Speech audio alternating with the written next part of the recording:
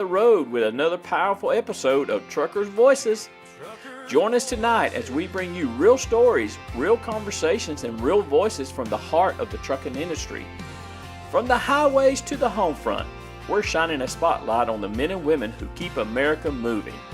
Before we get rolling, we want to give a special shout out to Reese Across America Radio. You can find them at reaseacrossamerica.org/radio. You can also listen to them anytime on the iHeartRadio app, as well as the Odyssey app and the TuneIn app. Just search the keyword Reese Across America and stay connected to the mission that honors our heroes and supports our nation's drivers. So buckle up, invite a friend, and get ready for a great conversation. This is Truckers Voices. I'm your host, Tim Taylor, and my co-host is Steve Brandt. So let's get ready to roll. Opinions expressed on Truckers Voices are those of the host and the guest and do not reflect the views of any employers, affiliates, or organizations for informational and entertainment purposes only.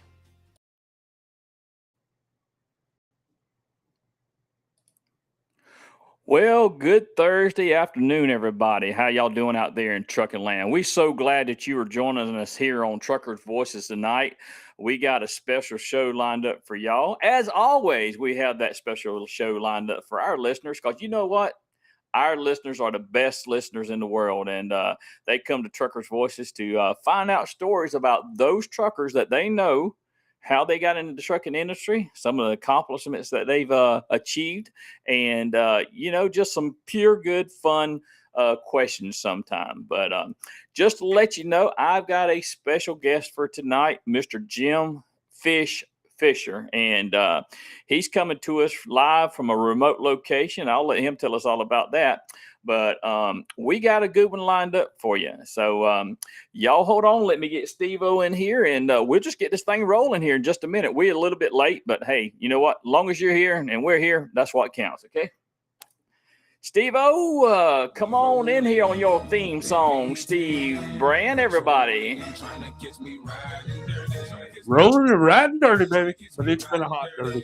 It's been a hot dirty up here. Woo, doggy. How you doing, Tim? I'm good, Steve-O. I am good on this Thursday evening. Hey, I want to give a special shout out to Reese Across America Radio for letting us use their platform every Tuesday evening at 2 p.m. You can find us there. Just, Reese Across America /radio on the iHeart app that they have, the Odyssey app, and the TuneIn app. But you can always find us on truckersvoices.com. That's right. Steve, we got some business to take care of, brother. Yeah, we got some business to take care of, and I just want to tell everybody happy 250th anniversary to this great country of ours. Happy birthday, America. Yes, sir. I've been flying that flag for about a month or better now, so we'll take it down, hang it in my garage. your garage there, huh? My garage. All right, Steve. One order of business we got to get to is we got 3 people that's in the drawing for the hat from last week's Word of the Podcast, okay? And there's going to be a Word of the Podcast tonight, but how you find that is you go to truckersvoices.com, click on the link, Word of the Podcast, and tell us what the Word of the Podcast for the week is. The question's already there, and we'll fill it in after the show's over, okay? But the question's already up there. If you want a chance for a hat, we'll give a hat next week on Truckers Voices at the same time. Till 4. So I put 3 names randomly into ChatGPT, and it's going to pick for me. So I am fixing to run that right now. Okay. Sounds good to me. All right. So let's see who the lucky winner is. The winner on this one is Mr. Joe Norris. Congratulations, Joe. I'll get your hat out to you as soon as I can. So congratulations, Joe. Congratulations, Joe. Right. Well, Steve, we got some business to get to here with Mr. Jim Fisher. He's patiently waited on us there. And so let's bring him in on the champion song, because guess what, Steve? He is a champion. He's definitely a champion. Let's bring Mr. Jim Fisher in here to Truckers Voices, everybody.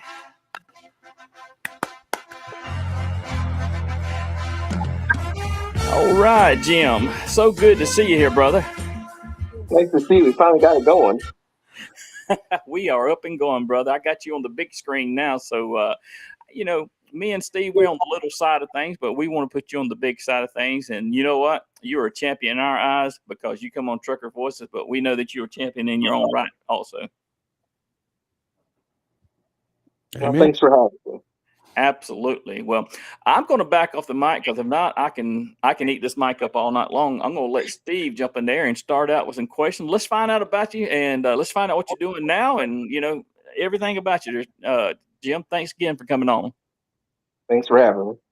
All right, Jim, welcome to Truckers Voices. Good to see you, brother. And Nice to see you. tell us a little bit about yourself, where you're from, where you call home, the whole backstory. Well, we live in Coldwater, Michigan. Married to my wife, Debbie, for 26 years. We were high school sweethearts, and she is the rock of our marriage. If it weren't for her, wouldn't have and be anywhere close to where I am because she always pushes me to be better. We have 2 daughters. Madison's 26, married with two daughters, and Kinsley, she's 5, and Malia, she's 2. She's married to Doug. They're great family. And then we have our youngest, who is Alyssa. She's 22. She's in college right now, so we don't get to see her much, but she's still around. A little background about us. We moved from Detroit, originally from Detroit area, and now we're down in Coldwater. It's a whole different setting from what we're used to. It's no city, it's all country, so it's pretty nice. Exactly. And you got a great family, brother. I know them all, and they great family. I haven't met your grandkids yet, but anyway, let's get down to business. What first sparked your interest in the trucking industry? Back in the early 80s, they were building I-696, like right at the end of our street when we were growing up. And for 2 years, they built a berm. And we watched these guys with the Michigan gravel trains and short doubles, and they were sitting there. They dumped dirt all day long. And there was this truck called the Big Mac Attack, and he would always honk his horn at us. He would always, he always did a lot of extra little stuff. And it was an old Mac. And one day he let me go over there and watch him operate his dumps and everything. And right then I was hooked. That was the whole scenario. For 2 years, we watched them build that berm. So pretty much from that point, trucking was something you always wanted to do. Was there something else in a career path before then? No, I've always been a truck driver since I was 18 years old. That's all I've ever done out of high school. Nice. How did you go about getting your CDL, and what do you remember most about that experience? Well, first off, my mom did not want me to be a truck driver. She wanted me to go to college. She was very upset when I said I was going to CDL school because I was also in community college, and I signed up to go to the truck driving school. And I had worked at a school district and a long maintenance crew, and I learned how to back up a trailer. And when I was sitting there watching this instructor demonstrate how to back up a trailer, I just started laughing because the guy could not put the trailer between the cones in a side alley dock. And I started laughing at him. And he goes, "Okay, hot shot, you get in the truck and do it." I said, "Okay." So I went and did it one shot. So right then and there, I knew that I was in my home, that's where I needed to be, was a truck driver. Exactly. Wow. What was your very first driving job, and what kind of equipment were you operating? Well, my first driving job was delivering Snapple and Crush and Yoo-Hoo, and we also did imported beer. And it was a 28-foot beverage trailer, side beverage trailer, delivering about 500 to 600 cases a day. It was all glass bottles at the time, and up and down stairs in different cities, and it was a lot of work. Wow. Then where did your career take you from there? I went into the produce business in Detroit, worked at the Detroit produce terminal, and we would unload trucks, we would load trucks, we would deliver, we'd come back, we'd clean trucks. I mean, we literally did everything. And our boss, we had old equipment, and he was anal about our stuff. He always if you brought back your truck and it was dirty, he'd be like, nope, take it back. He didn't care if you worked 27, 28 hours. You go get it cleaned because we do not have dirty equipment. And that was kind of the pride that was instilled in my back of my mind from back then, because he was really, really into our equipment appearance. Right. Tim? Yeah, Jim. Before we go on any further with the questions, I told everybody at the beginning of the podcast that you was in an undisclosed location. You don't tell everybody where you're at, what you're doing? Sitting in the harbor in Bermuda, sitting on a cruise ship. Nice. So, how did you get your commercial driver's license, and what do you remember most about that experience? Well, I went and signed up and to be a truck driver at truck driving school, and like I said, the guy could not back up, and I was laughing at our instructor. He called me a hot shot, and I said, okay, I'm a hot shot, and I went in and did it one shot, and that's when I knew that I was where I needed to be. Yeah, you found your talent and all that for sure, and definitely are a professional driver in all sense of the word, and a competitor. Let me say that. You definitely a competitor. You spent time with FedEx before joining UPS, so walk us through your career timeline and the different roles that you've held over the years. Well, I started at FedEx Freight. It was American Freightways in 1999 as a city driver up in Warren, Michigan. And then April of 2000, I transferred the road. I ran Toledo, a 73-mile shuttle run for about 6 months, working the dock on the front end, working the dock in the middle, on the hub, and then working the dock on the back end just to try to get my hours in. And I finally got bumped up to a 197-mile shuttle run to Fort Wayne. And after that, in 2004, I decided to transfer to Toledo, Ohio, because I wanted just a change, and I'm always up for a challenge. So I knew that they were going to eventually put on more triples runs in Toledo, so I transferred to Toledo because I knew I'd be able to get certified.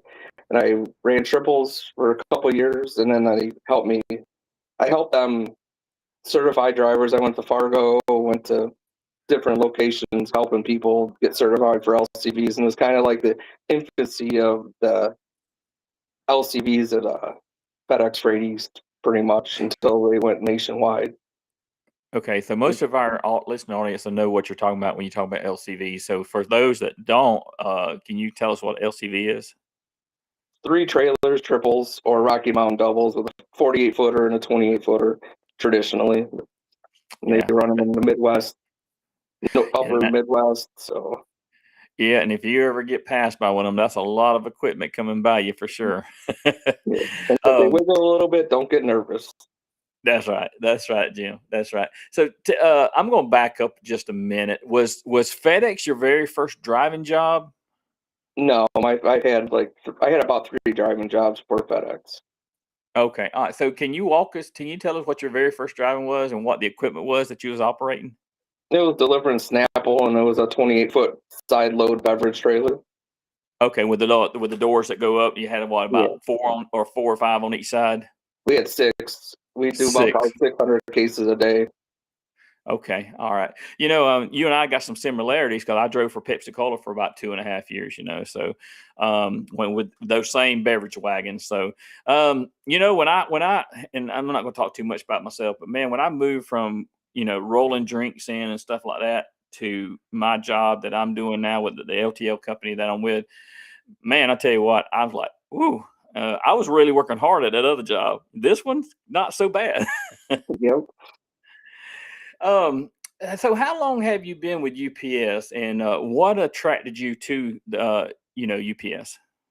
I've been here about 5 years, and what attracted me is it's a challenge, because I had a couple of friends that came over here before I did and listened to their stories, and I'm always looking for a new challenge, and I was up for it. My daughter's a graduate from high school, so it was time for a change. I got you. I got one more question before I turn it back over to Steve. What lessons did you learn at FedEx that still benefit you today? Your life at UPS today. Make sure you operate safe. Use a lot of patience. Do not let anybody push you harder than you need to be pushed, regardless of weather, road conditions. The freight will get there, but if you're not there safe, it's not worth doing it. And that's the biggest thing is getting there safe and sound.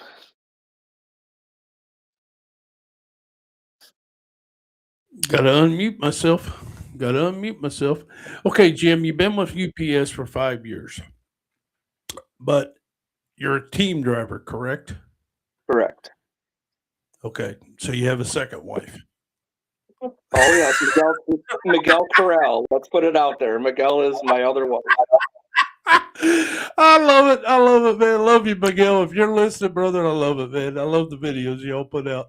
But explain what team driving involves, how it differs from a solo driver, what qualities make someone successful in a team operation. Well, at UPS, what we do, we're pretty much extended line haul drivers. We run the same route. We bid every 6 months. We're always going to the same places for that 6-month period. But the biggest thing about team driving is the truck never stops. So you have to really, really understand that the truck's going to bounce. You're going to have situations that you're going to have to stop faster than you should. And you have to expect the unexpected, really. More so because you're trying to make sure the guy behind you is getting proper rest so he can complete his shift and he's rested. And those are some of the biggest keys. And just the biggest thing is being patient. And that's a lot of what team driving is, and cooperating, because it's not like you're the only guy in the truck. And when you're running solo, it's no big deal. But when you're running team, everything is a compromise.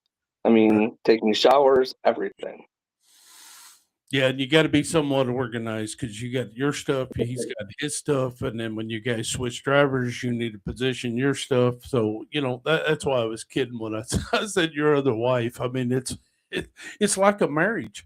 When you're riding together, it's like a marriage. You're just together and everything like that. So, tell us what you drive, what you enjoy most about driving for UPS.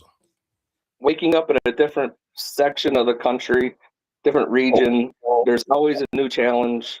You never know what you're going to wake up to. When you run line haul in your home every day, it's pretty consistent. But when you're going over the Rocky Mountains or you're going across I-10 in Houston, you never know what situation is going to arise. You could deal with hurricanes today, and tomorrow we're dealing with snowstorms. So there's always a challenge. Okay, so like you and Miguel put out some videos out there, and let me be clear, folks. The one doing the video is always in the passenger seat. Now, the other day I was watching one, and you was going around some detour, and you was on some side road, and Miguel was getting nervous about the big rock walls and everything. Kind of give us a little detail on that one there.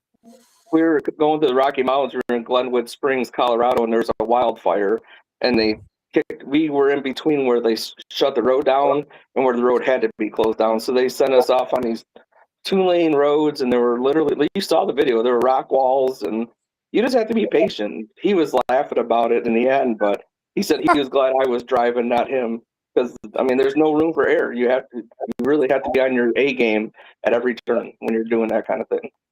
Yeah, I was watching that film and that video, and man, that was a pretty skinny road, and wow. But again, thank you all for doing what you do, man. It makes it entertaining and everything like that. How has your career changed from the early days in trucking to where you are now? Well, to be honest with you, when I started trucking, when I was in the produce business especially, we'd work 20 plus hours a day, sleep in your car 4 or 5 hours, get right back to it. No logbooks. Our boss said it was cheaper to run without a logbook than to cheat on your logbook, so we just didn't run them. And now we have to, yeah, and that's the truth. I was 19 years old, crossing state lines, going up to Canada. We were kind of just, we did whatever we had to do to get the job done. And now with e-logs, and there's just a lot more focus on safety, I think, especially personally, than there was back then. Yeah, I'm going to jump in here, Jim, and I want to talk to you about some of your mentors and some people that's influenced you. So, who are some of your mentors that helped shape your trucking career?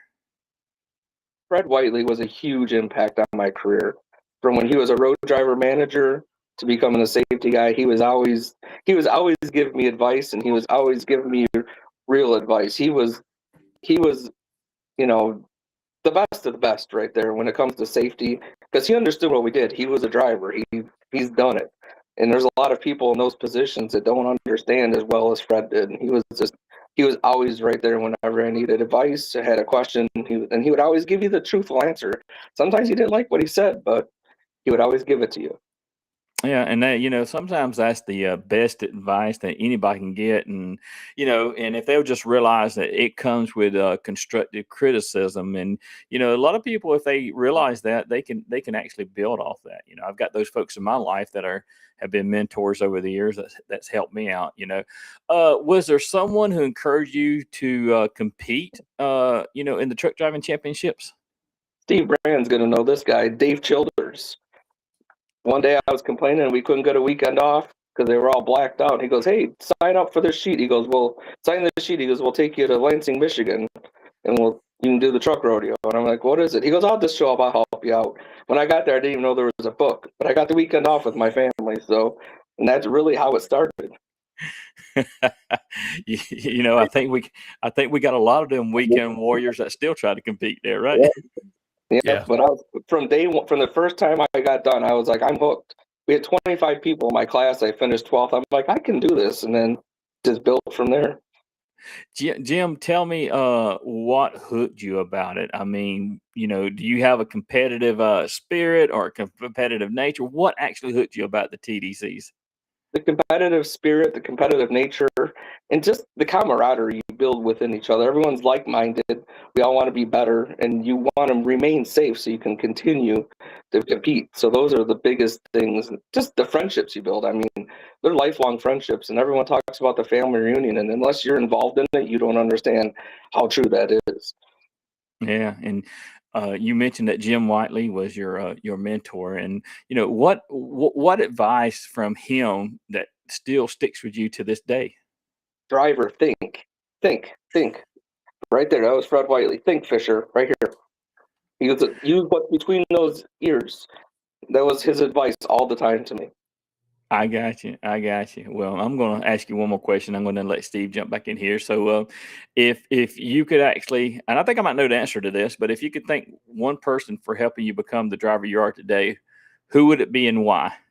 Well, it's obvious. It's Fred Whiteley because he made a huge impact on me from 2000 when I became a road driver to when, unfortunately, he passed away. I mean, he was always right there for me.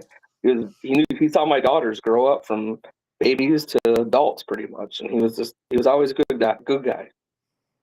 Hey, and that's it, man. I mean, through the championships, whether it be at the state level or regional level, company level, whatever, you become family. And this trucking family is a really big, vast family. And we know each other, and we know a little bit what's going on in each other's lives and all that. And through this, more than everybody wants to win, right? But you develop those relationships that are long lasting relationships for sure. But jump in there, Steve. Yeah, I just got to touch base on the two individuals, Fred Whiteley and Dave Childers. I served under both of them. Fred, not so long. Fred was just our fill in when I believe, when Dave Childers left, and before we got another safety man. But both of them, great guys. Great guys, knew their business. They was ex drivers. They knew where you was coming from. And like you said, I remember the Fred thing. Fred worked our TDC in Ohio when we was up at Cleveland, up at the IX Center. And Fred said that same thing. I stepped on the elevator with him and somebody and two or three drivers, and the first thing Fred did, thank driver, thank. That's all he said, just thank. And I'm dying laughing. But okay, you kind of touch base on the TDCs, truck driving championships. Illinois truck driving championships. You've been competing in them the last few years because you're based out of Chicago. Congratulations on winning the Twins division in Illinois. What did that accomplishment mean to you, my friend? I had a huge monkey on my back because I've always competed in whatever everyone else did not want to compete in. And this is my third time trying Twins, and I drove twins for most of my career. The majority of my career has been pulling twins. I could not pull off a win. I have a second to third place, and when I won that first place, it was just like tears of joy because I was so excited about it because that was something I've always wanted to do. Now, how many years have you competed in the truck driving championships? This is number 21 for me. Okay, 21. Wow. Yeah, I took a few years off, but I started in '99 in Ohio, and I only got 2 wins to go to nationals, and I'm itching for that one. I missed it by that much this year. It's all good. Yeah, it's just that much. But it's one of them I should have pushed the brake instead of lift the brake and let it idle back farther, you know. Oh well. When you see the gate go backwards, you just put a drive take off. You just take off. But I guess, well, you told us what inspired you. Dave Childers said, you want something to do this weekend? Come on with me. But how did you prepare for the written exam, the pre-trip, and the driving? You don't have to give any of your secrets away, but what do you kind of do to prepare yourself? We have study groups at night, and I've been doing this for years. Like when me and Dan Bedelemente, we used to sit and study on our lunches when he was still competing. And that's how I started. We just study a certain section for a whole week, and that's pretty much how I worked the book. And then now I'm over here at UPS, and there's a good group of us guys at night, and we'll just throw stuff at each other all night long. And it's funny because you're like, it's nonsense, but we remember things through nonsense, and it works because I mean I only got 4 wrong on my written test at state this year, so every little bit helps. Nice. Yeah, you're right. If you talk about something and you joke about it, it's a serious joke, but it sticks with you. And I'll give you a little example. Me and Schroeder and Woodrome had a little study group going the night before, and we was just kind of throwing questions at each other, looking at the book and everything. And I was just joking around. I said, okay, this one ain't for you, Schroeder. This one's for Scott. I said, when you're lifting your back door, do you use your back, your legs, your hands, you know? And so Scott laughed about it and he answered it. Guess what? That question was on the test the next day. And it's like, wow. But what part of the competition makes you the most nervous? Is it the pre-trip? Is it the written? Or is it the driving? In Illinois, it is absolutely the pre-trip. We have I've judged in multiple states. I've competed in 3 states, and we by far have the most difficult pre-trip. I mean, when a 50 wins a pre-trip award in your state out of 100, you know you have a really tough pre-trip, and a guy that's setting it up that is really tough on everybody. Right. We walk away from our pre-trip, and every one of us are like, we didn't find anything, you know, and it's tough. Exactly. I seen a video last night that the state of Kansas actually lets the family and friends watch you do your pre-trip. And I was talking to a friend of mine today, and he said, I don't know if I like that or not. That would make me extra nervous. I said, yeah, but how cool would that be that your family and your friends know what you're doing? You know, what's your opinion about that? In Michigan, they used to be able to watch us because the tents are right at the edge of the pre-trip, and I've traditionally done straight truck, and the straight truck was always right there by our tent. And my oldest daughter, she's like, Dad, you got a perfect pre-trip minus one thing that you fixed, and you did not even call it. She goes, but you fixed it, but you didn't call it. And I'm like, crap. Oh Lord, that's funny. Let's see. Let me figure out where I'm at here. You want me to jump in, Steve? I know where you're at. Yeah, go ahead and jump in, man. They got me all over the place right here. Steve just don't know it, but I've been on the backside re-adding some questions to it as he was talking there, and just some stuff I've been, coming up with there. But how many years have you competed in the truck driving championships? This was my 21st year competing. Yeah, 21 years. At the state level, what do you find the difference between the state level and the national level? What's the biggest difference that you find? The level of competition. I mean, everyone that goes to nationals, every one of us that competes at nationals is there to win. No one's there to take third place. Everyone is there to win first place. And when you go to state, like we were talking a little bit earlier, you have a couple weekend warriors in your class. They're there for a good time, you know. But at nationals, people are zeroed in, and you better be on your A game if you want to get into the finals. Right, get into that top 5 on the last day there, definitely. Matter of fact, that prompts another question. Jim, how many times have you been in the top 5 at nationals? One time. One time, and you're gonna be there this year too, right? Absolutely. I'm going for the gold. I got you. What's it like when your friend, your team driver there, your truck wife, as Steve called it, what's it like whenever he does well and he wins? Because I remember when he won a couple of years ago. What's it like for you? In that moment. I am so excited. I mean, we're both excited for each other. I mean, we both had success. Both of us have been pretty successful since we came to UPS. I've trophied every year, and so has he. So this is the second time we're going together. So he's a big incentive to pushing a little bit because Miguel is really good. He's really good at the book. So it's always that little help. So you would say that Miguel probably just inspires you to, up your game and keep practicing and stuff like that, because I've seen some of your practices, your videos and all that. So I guess you guys probably just feed off each other like that. And then going down the road, you can question each other, off the top of your head. Yeah, he just gives me a look when I get the wrong answer, though, because he knows the book. He has a photographic memory. I'm like, okay, give me some options here, because I'm not photographic with the book like you are. Yeah. No filling in the blank for me. Give me A, B, C, or D. Go ahead, Steve. I want to jump in here. Tell us the story behind the Golden Duck.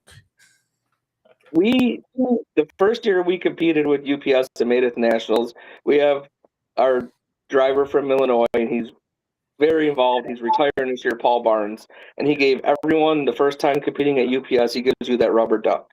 So we put in our dashes. He is our knight in shining armor, leading the way for us, because it always reminds you that's what our goal is for the next year, is get back to nationals. Okay.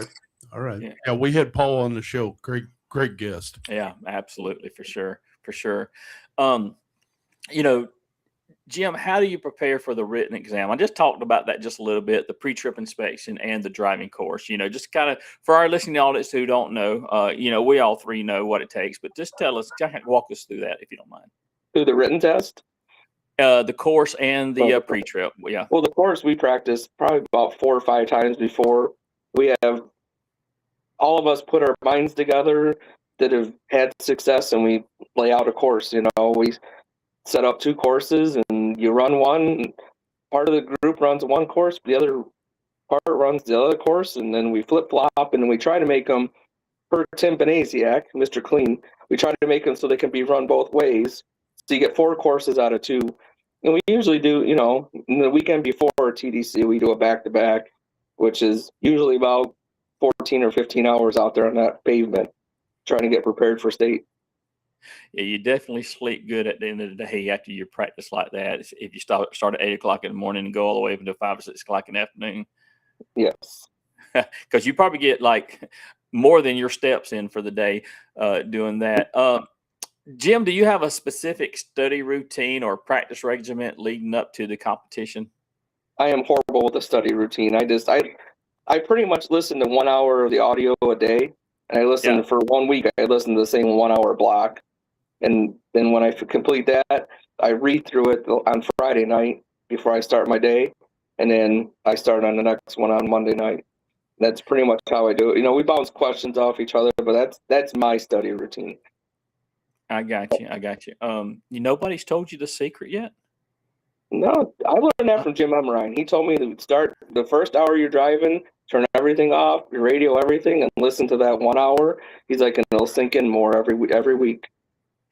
Well, in the words of what Greg Sam's Stump told me, he said, man, just put that book under your pillow. It'll soak in there, and, you'll be ready to go. I wish it was that easy. Yeah, no, I wish it was that easy, because sometimes you listening to that audio CD, it'll put you to sleep for sure. Do you have? Well, I'm fixing to go over the same question. So, what was there a particular part of the course, in Illinois this year that required extra focus? Our course in Illinois is extremely tight.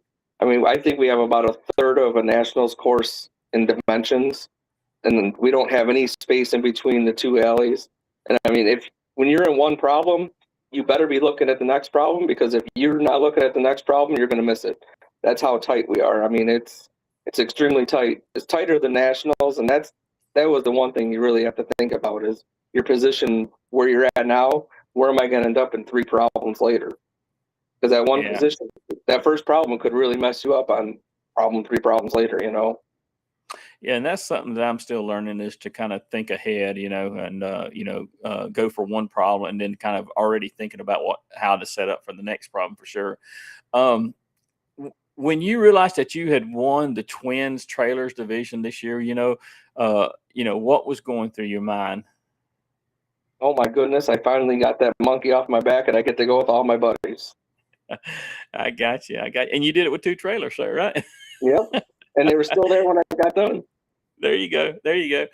Well, I want to ask you another question, and I've seen a lot of brown. Man, I've seen a lot of brown this year. And what was that experience like to know that you guys did what you did in Illinois?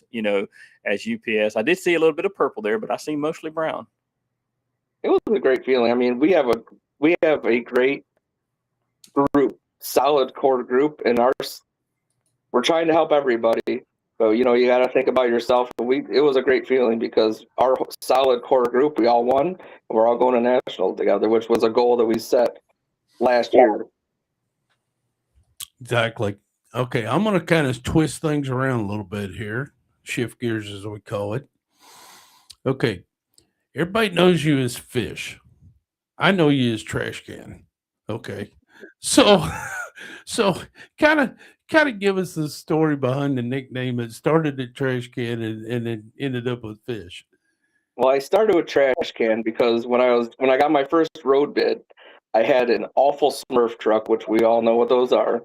Oh, And the truck had garbage up to the seat on the passenger side on the floor. So I cleaned it up, threw it away. Next day I came in, there was 2 bags of garbage on the floor.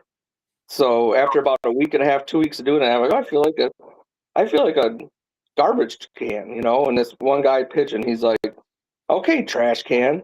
And it just stuck with me from there on out. Never left. And I have geographical CB handles too. Depending on who you're talking to, I have about 3. Oh, okay. Yeah, I've been there, done that. All right. All right. We just had, of course, Fish, just short for Fisher. So, Yeah. Oh man, I love this. Okay, well, let's kind of slip back into the truck driving championships. Now that you're headed to the nationals, what are your expectations and goals for the nationals? My goal is to win. My expectation is to get into the finals. So you have to, don't put the cart before the horse pretty much, but your goal when you go to nationals is definitely to win. Amen. Amen. I'm going to back up a little bit. I'm going to throw something out there. I was watching y'all's award ceremony, watching it live here on my phone. And, anybody that's been competing any time at all, you kind of know where you stand.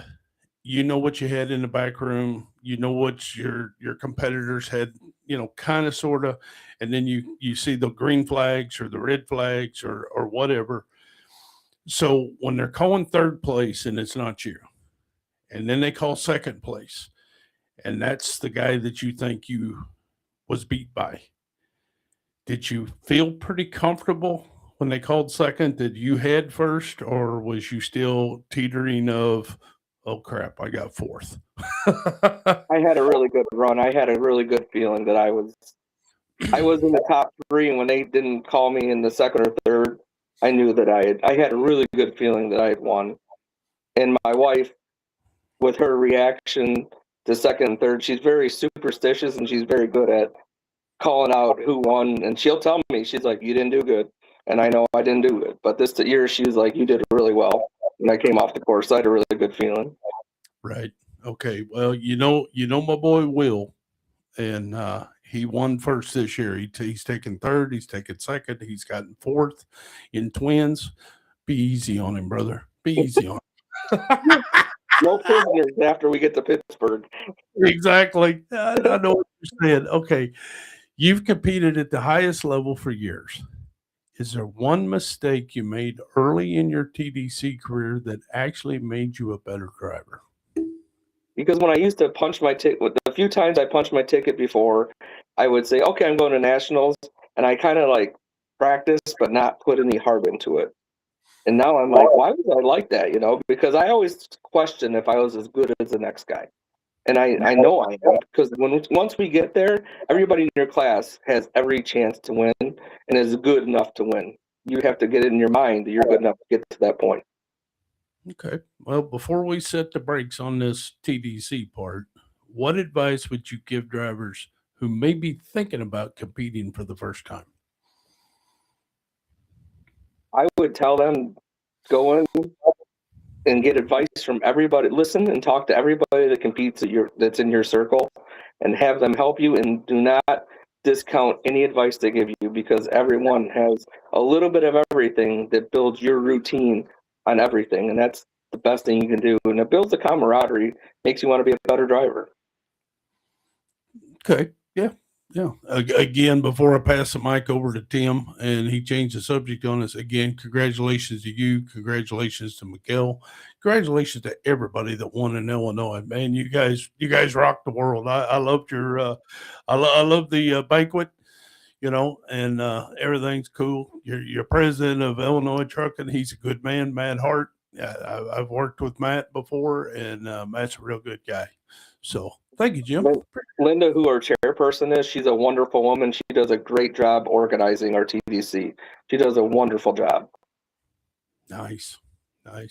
Tim? Jim, I'm going to move into a different subject, as Steve said, and I want to talk to you a little bit about trucking safety, and then also I'm going to go into life away from the truck a little bit. But first of all, what safety habits have helped you maintain a successful professional driving career?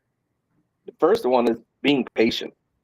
I mean, because there's so many impatient people in this world.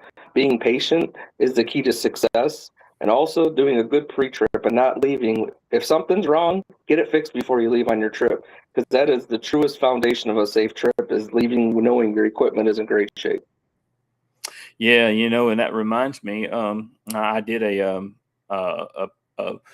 pre-trip inspection on my equipment one day last week, and I left the center, and I got about 30 miles away, and some things you just can't help, but I actually had an airline that come loose from a brake chamber, and it caused a thermal event, and I had, first ever in 30-something years, I had a fire. Luckily, I got to put out right on the, right in Atlanta off I-75 with all that traffic. So fun right there, about 675 and 75. You know what I'm talking about, Jim? Oh, yeah, I do. Yeah. So in your opinion, what makes a truly outstanding professional driver these days? You have to be aware of the constant evolving, changing in our industry. I mean, seems like every time you read the news, you read transport topics, there's something new legislative that's coming about that you have to be paying attention. I mean, if it's not autonomous trucks, it's rules changing for drivers, for documented, undocumented drivers. There's just so much evolving. That's the biggest thing. You have to be on top of it if you want to remain on top of your game. Yeah, absolutely. Absolutely. Well, when you're not working and practicing for TDC, what do you like to do in your free time? What's your hobbies? Sitting on a balcony on a cruise ship is the number one. And then, Amen. Oh, so tell us a little bit about something that's near and dear to our heart that you do, that I know that you do. Tell us a little bit about your time with the Safety Drive for a Cure. Oh, it's a great event. Herschel does a great job. It's the closest thing to competing at nationals without being at nationals. And as Roland Bolduc would say, it's one of the biggest family reunions of the year right there. And it's going for a good cause. And if you've ever been there and you've seen those children it affects, and when they have the survivors come and do a couple talks with you and everything. It's heartbreaking, but you know you're there for a good cause, and that's important. It's a really good event. Yeah. And how many years and how many times have you competed at the Safety Drive for Cure? This was my 6th time down there this year. Okay. All right. What's your impression of the what Herschel does? Kind of take us through that, and how does it help prepare you? Because when you're going there, it's a gate. When I get there, you up in Michigan, we in Illinois, we don't have a lot of time to prepare being in March. So when you get there, you know when you walk away, you know where you need to really improve on, what you need to work on. It's a really good gauge it's a good foundation for your TDC season. Yeah, for sure, for sure. Uh, Jim, what's one of the funniest things that's ever happened to you while you was driving or competing that that you can share on the air? It's a family show, Jim. It's a family show. I know. So we'll just say that in 2006, my first time at nationals, I drove the whole course, went to unbuckle my seatbelt. Guess what wasn't buckled? My seatbelt. Oh no! So, yep. Did you And I'm did you a have big it pulled advocate. down? No, Did you have I it? forgot to put it on.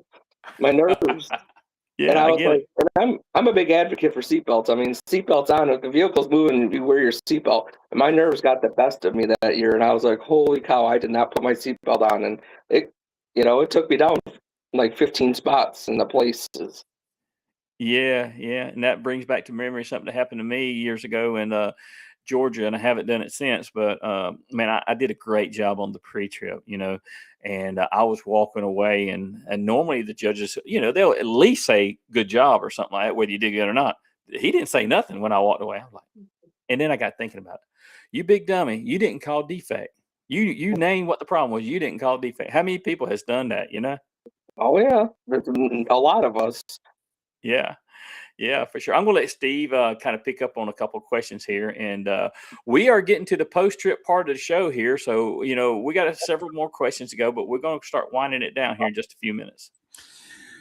Okay. Do you have any hobbies or interests that might surprise people who only know you as a truck driver? I live a pretty boring life. Hang out with my wife and kids, do TDC stuff, go on cruises and Jeep rides. That's our thing. Exactly. I knew the Jeep rides was in there, but yeah, I'm kind of like you, Jim. I live kind of a boring life. I work in the yard, make sure my yard looks pristine. It's starting to look kind of crappy now. It's turning brown, but uh, yeah, I don't know. Play with the grandkids, right? That's it. Give you a run for your money. You're going to learn that soon enough. Right. Well, looking ahead, what goals remain on your bucket list, whether it's in trucking, competition, or just your personal life, or all the above? I'm going to try to not drive my wife crazy before we retire. So she'll actually want to retire with me because I'm a little high maintenance with her. And I push her to the edge at every turn. Like today when she got knocked over 5 times by 5-foot waves and I just sat there and laughed at her. So, those are some of the goals, You better sleep with one eye open. That's all I got to say. She's laughing. I know your wife. I tell you what, I got to brag on your wife and the other wives when you guys was with FedEx and you guys put the challenge together up there at Fremont, the competition, and we come up and to see what you guys did and what the wives did, the support. that's a big thing. Is the support that we the drivers get from the wives, the husbands, the kids, and that's where it's at. I mean, if we didn't have that support, we couldn't do what we do. Absolutely. And, the kids ride around on the scooter taking the scores as people were scoring them, and the wives cooking for us, on the grills on the dock, to the wives sitting in the office tabulating all of our scores. It was a huge community effort up there. We had a good time. Oh, great time, man. Great time. Well, as a UPS team driver, what qualities make someone the perfect teammate over the road? Somebody who can deal with my nonsense. And Miguel was so laid back. And I'm high maintenance. My wife will tell you, Miguel will tell you, he has a high maintenance work wife, but that is the key. We have a good balance. And I know I'm joking, but we do have a really good balance. We work Right. together well, and those are keys because you have to have a complementing personality because you're stuck in about 25 square feet for 5 days. And if you can't get along with the guy you're getting along with, and you don't, and the other thing is we're like-minded. We want to get home safe, and that is the biggest thing, both of us. We don't want to cut corners. We don't want to take chances that you shouldn't be taking. The roads are bad. The winds come up. You park it, and that's more important than getting there on time because we don't want to end up in a situation where you can't get out of. We Right. support each other in those decisions. Yeah, and like I said, you're in such a small 8x8 room every hour, every day, and everything. You guys have a good time. Thanks for doing the videos. It really, how come you didn't eat the jalapeno the other day? I didn't get one. I was very disappointed. But we do those videos because our job is not bad. We love what we do. And if people can see a good side of the trucking industry, those are the reasons why we do those little simple videos. We have a good time. And it's not always a good time, but we try to keep everything in positive light. So Exactly. Thank you. I think Tim's got a few questions for you here now. Yeah, I do, Jim, and just just something you might want to think about. I don't know whether you can do it or not, but man, it would be great if you and Miguel could make some short TikTok videos. And man, I guarantee you'd have a lot of people following that team there because Steve and we got a good friend of the show, Deb and Bob and Deb Murphy, and you probably know who they are. Oh yeah. Yeah, Oh yeah. and we've actually had them on the show before, 2 times, and man, it's just funny to watch, and you want to see what they're coming out with next, But hey, take us on that journey with you on TikTok. Just think about it, it's just something to think about. We've been thinking. We've come up with a couple ideas. We want to have like a title name for the channel and everything, but we're trying to do something that doesn't sound. We want to sound good, well. We don't want to make it sound bad or derogatory or anything. So we're trying to keep Yeah. it family friendly, as Steve would say. Correct. Yeah, and you can do that. I mean, that's what the premise of Truckers Voices is all positive. There's plenty of things that we could talk about negative, but we don't ever go there because you know what? We absolutely enjoy what we do, and it's been a great career for me, and I know it has you and as well as Steve and a lot of people I know. But speaking about team driving there, what qualities make someone perfect for a teammate over the road? Just patience and have a complementing personality and being like-minded with your goals and how you operate. Yeah, That- and go ahead. And I mean, those are important because I've been with other drivers and you don't have a complementing personality, and it becomes there's a lot of friction there, and it makes your job a lot harder than it has to be. Yeah. So tell us a little bit about you're going on vacation this week. So how does that affect Miguel? Does he have to take a different route or something? No, we have coverage guys that we pick our from a group of guys. We can pick who we want to ride with or who rides with us. Like he's off the next 3 weeks, so I have a new driver for the next 3 weeks. So Miguel's gonna be off on vacation. So I got you. All right. So when you look back over your chucking career, what accomplishments are the most that you're most proud of? That people may not know. that I've been driving since 1994, and I've never had a moving violation in my life. That is one of the biggest accomplishments. And I drove a lot of miles in 55-mile-an-hour Ohio. I got you. So I just got to give you an applause there. Congratulations. Yep. For sure. Every great competitor, and I know that you're a great competitor for sure, has someone, that's inspired them. And you said Fred Whitley there, and he's had a big influence on your wife. But I want to kind of turn this around. What kind of influence has your wife, Deb, have had on you? My wife is my biggest supporter, and she is right there on the line every time I compete. She's always pushing me to compete. She never is like, "Oh, you have to practice," and taking away my time. She's like, "No, practice," because she pushes me to be the best I can, and I have no problem with ever giving up time to compete. Even going to Atlanta, she doesn't go because she has to work, but I never get any backlash. She's always supportive. She's always go, go, go, do this, do that. She always wants me to be better, and that's very important. Right. And that question there, it's our families are important. I see it in a lot of guys that are competing. One that comes to my mind is David Cummings. I see his picture and his post, and Judy's out there with him all the time. Just day in and day out, helping him out there. But Jim, do got to tell you that you do represent the trucking industry well. You're definitely a safety ambassador for this industry. And, what does that mean to you that, you are setting an example and you are setting the image of what the trucking industry wants everybody to see? I'm proud of that because I always want to do better. And if I can help one person do something better and safer, it makes our industry better for all of us. So it's a proud moment. I got you. Well, I'm going to let Steve ask the last two questions. I do have a bonus question, and then we're going to close the show out for sure. All right. What's one thing you wish the general public understood about professional truck drivers that would change how they see the industry? We have families and we're human beings and we want to get to the next destination to get home safe just like they do. Okay. Exactly. We're all not a bunch of car kids. Right. You're not wrong. No, we're not. We're all good people. We got families to go home to, and we're just trying to make a living. But you're headed to the National Truck Driving Championships. When you pull into the competition, what's going through your mind? And what will you consider a successful week when it's all over? Making it into the finals would be a successful week, but pushing it over the top would be getting a trophy, and the icing on the cake would be winning. Amen.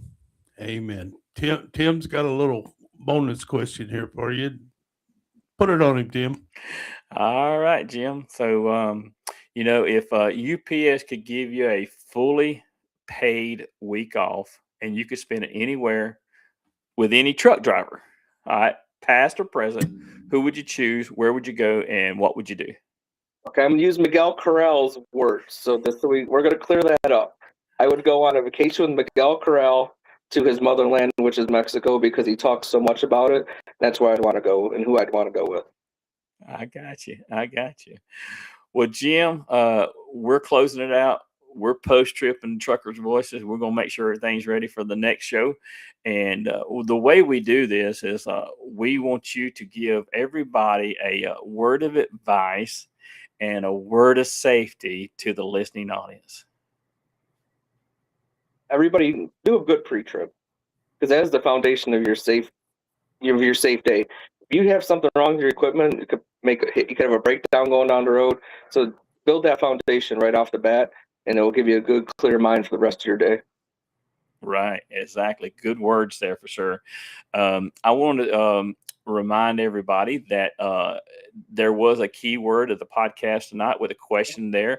I want you to go in truckersvoices.com and tell us what it was, and we'll enter you next week for one of these fine hats there. We'll draw somebody next week. Congratulations to Joe Norris for winning last week's hat there. And anyway, for me, Tim Taylor, I want to say I hope everybody's safe over the holiday weekends. We all have 10 fingers. Don't get any of them blown off with fireworks. Come back with 10 fingers for sure. But, as my motto says, we got to look out for those who aren't looking out for themselves. I'm Tim Taylor. I'm going to pass it over to Steve for the closing. And before we wrap up tonight's show, I want to extend a sincere thank you to our guest, Jim Fisher. Jim, thank you for sharing your story, your dedication to safety, and your experiences both on the road and at the Truck Driving Championships. We appreciate you taking the time to be with us, and we're wishing you the very best as you represent the state of Illinois and the company UPS at the National Truck Driving Championships. We'd also like to thank our sponsor, Patrick Laurel, for his continued support of Truckers' Voices. Be sure to check out Patrick's music by searching Fulton County Old Country Music on Bandcamp. We truly appreciate everything Patrick does to help make this show possible.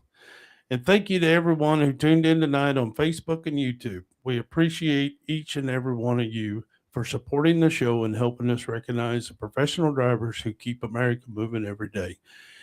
That's Tim Taylor. I'm Steve Brand. Remember, the most important trip is the trip home. God bless y'all. Keep the shiny side up, the greasy side down. God bless you, and drive safe. All right, Steve, hang on. Jim, hang on. We'll stay on the other side, okay? Trees line the roadside, the sun shines in the grass. Another hill behind me, another overpass. Loading out Abilene, headed to the coast. The freedom of the 4-lane is the thing I love the most. 18 wheels take me through rain and sleet and snow. 13 gears will pull me anywhere I want to go. Sometimes I wonder if it's worth it, but I know there's a lot of people out there that are counting on my load.